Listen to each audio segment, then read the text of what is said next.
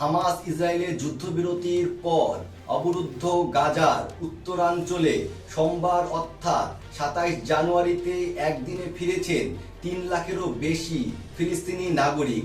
আর এ তথ্য প্রকাশ করেছে গাজা জনসংযোগ দপ্তর। প্রায় ১৫ মাস পর এসব বাসিন্দারা নিজেদের বাসায় ফিরছেন। বিস্তারিত জানাচ্ছেন হেজবুন নাহার।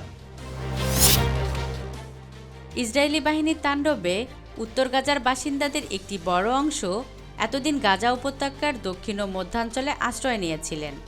প্রায় ১৫ মাস পর নিজেদের বাড়িতে ফিরেছেন গাজার এসব বাসিন্দারা। ইসরায়েলি বাহিনীর দীর্ঘ ১৫ মাসের ধ্বংসযজ্ঞে উত্তর গাজায় এখন কোনো বাড়িঘরই অক্ষত নেই, কিন্তু তারপরও প্রায় ১৫ মাস পর নিজেদের এলাকায় ফিরতে পেরে উচ্ছ্বসিত গাজার বাসিন্দারা। সোমবার সকাল থেকেই নেতজারিম করিডোর দিয়ে উত্তর গাজায় আসতে শুরু করেন হাজার হাজার ফিলিস্তিনি। অনেকেই ঘোড়া কিংবা গাধার গাড়িতে নিজেদের মালপত্র নিয়ে আসেন। উত্তর গাজার কেন্দ্রীয় শহরের একটি সিটির প্রধান সড়কের একটি ক্ষতিগ্রস্ত ভবনের সামনে গাজায় স্বাগতম লেখা ব্যানার টাঙানো ছিল এ সময়।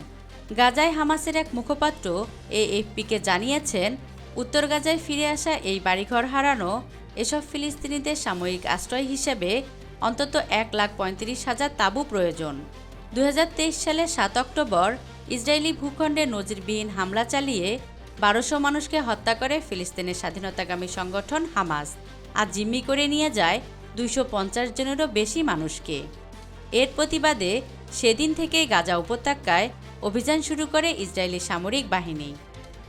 দীর্ঘ ১৫ মাস ধরে চলা ইসরায়েলি বর্বরতায় নিহত হয়েছেন ৪৭,০০০-এরও বেশি ফিলিস্তিনি, আর আহত হয়েছেন ১,১২,০০০-এরও বেশি মানুষ। অবশেষে কাতার, মিশর এবং যুক্তরাষ্ট্রের মধ্যস্থতায় গত ১৯ জানুয়ারি থেকে যুদ্ধবিরতি ও বন্দি বিনিময় চুক্তি কার্যকর হয়। এর ফলে গাজায় ফিরতে শুরু করেছেন ফিলিস্তিনিরা।